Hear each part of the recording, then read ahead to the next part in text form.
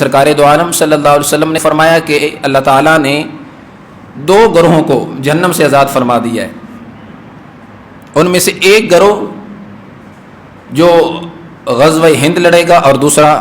جو کہ حضرت عیسیٰ علیہ السلام کے ساتھ مل کر دجال کے خلاف جہاد کرے گا. اور پھر سرکار دو عالم صلی اللہ علیہ وسلم کا وہ فرمان ارشاد کہ جس میں میرے محبوب علیہ السلام نے فرمایا کہ میرے غلام ان قریب ہندوستان پر حملہ کریں گے، لڑیں گے،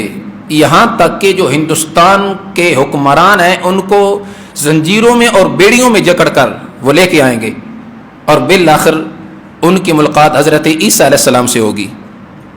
اب اس لحاظ سے جب ہم دیکھتے ہیں تو ذہن میں یہ خیال آتا ہے کہ غزوہ ہند جب لڑا جا رہا ہوگا تو اس وقت تو جنہوں نے غزوہ ہند لڑنا ہے جو فوج ہوگی تو ان کی ملاقات حضرت عیسیٰ علیہ السلام سے ہوگی. تو حضرت عیسیٰ علیہ السلام نے تو قرب قیامت تشریف لانا ہے. پھر اس طرح کے جو سوالات ہیں وہ ذہن میں آتے ہیں کہ جو ابھی یہ اس طرح کے معاملات حالات خراب ہوتے جا رہے ہیں تو یہ غزوہ ہند نہیں ہے، یعنی جو دوسری طرف سے جو دشمن قوتیں ہیں، اسلام دشمن قوتیں ہیں، وہ اس طرح کے جو سوالات ہیں وہ لوگوں کے ذہنوں میں پیدا کر رہی ہے کہ جب تمہارے نبی علیہ السلام نے یہ فرمایا کہ جو غزوہ ہند میں فوج شرکت کرے گی وہ فوج تو حضرت عیسیٰ علیہ السلام سے جا کر ملے گی اور ان سے ملاقات کرے گی، تو پھر جب حضرت عیسیٰ علیہ السلام قرب قیامت آنا ہے تو ابھی تو قیامت بڑی دور ہے اور ابھی سے تم غزوہ ہند کی باتیں کر رہے ہو. تو یہ یاد رکھنا غزوہ ہند میں وہ سارے مارکے شامل ہیں جن مارکوں میں مسلمانوں نے ہندوستان کے مشرکوں کو خلاف جہاد کیا، اور اس کا آغاز محمد بن قاسم رحمہ اللہ تعالی سے شروع ہوا. یعنی سب سے پہلا مارکہ غزوہ ہند کا جو سرکار دو عالم صلی اللہ علیہ وسلم نے بشارت دی تھی وہ محمد بن قاسم سپہ سالار رحمہ اللہ تعالیٰ کی معیت میں اور ان کی کمان میں منعقد ہوا.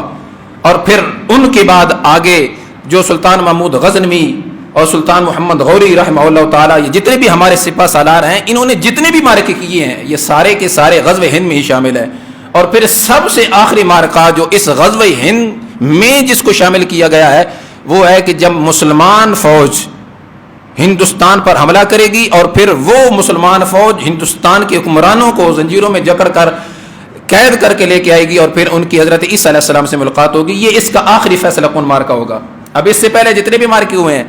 محمد بن قاسم، سلطان محمود غزنوی اور سلطان محمود غوری رحمہ اللہ تعالیٰ یا احمد شاہ عبدالوی رحمہ اللہ تعالیٰ، ان کی جو فتوحات ہیں وہ سرکار نے پہلے بشارتیں دی،